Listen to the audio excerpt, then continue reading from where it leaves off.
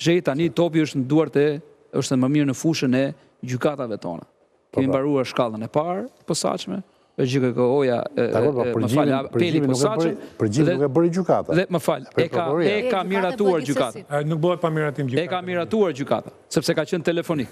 Po është rregull se ti është rutinë. Jo, nuk është rregull.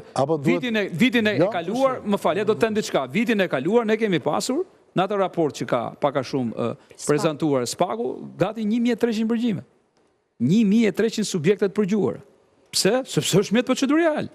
A mund të të përdoret në çdo rast? Ajo e kontrollon gjykata atë pastaj. Okej. Kaq. Revin, po ky ta pyes pak dhe prokurorën Karamanci. Kanë përgjuar telefonin e Burgut, që flet nga Burgu.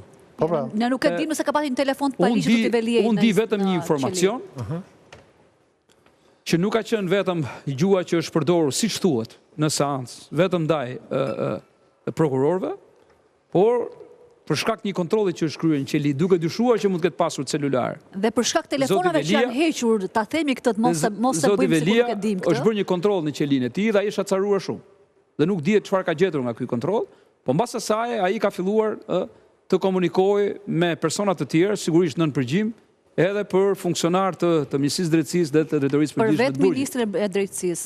Kështu që edhe këto janë marrë si përgjime dhe janë përdorur, duke thënë që ju po thoni që ky fyen dhe mban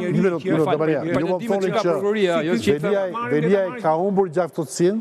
Po pra. Dhe është kjo nuk përbën krim, sipas tyre është faqur agresiv. Po kjo nuk përbën as krim as provë. Mund të agresiv. Kjo është një nga informacionet që prokuroria ka përcjellë në gjykatë për të thënë që ky person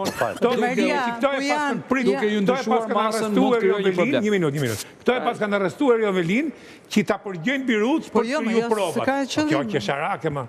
Si transform.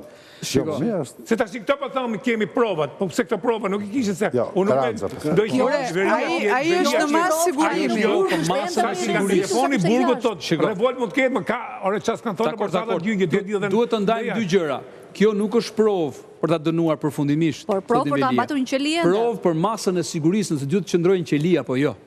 Dhe për këtë prokuroria nuk është se me ato informacion që ka pasur në shkallën e parë dhe ka fjetur gjumë. Jo, përkundrazi.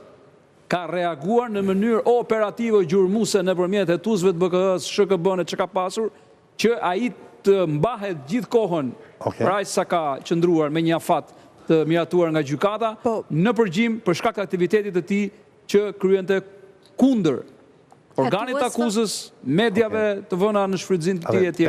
Këto janë pretendimet të tyre, jo se i them unë.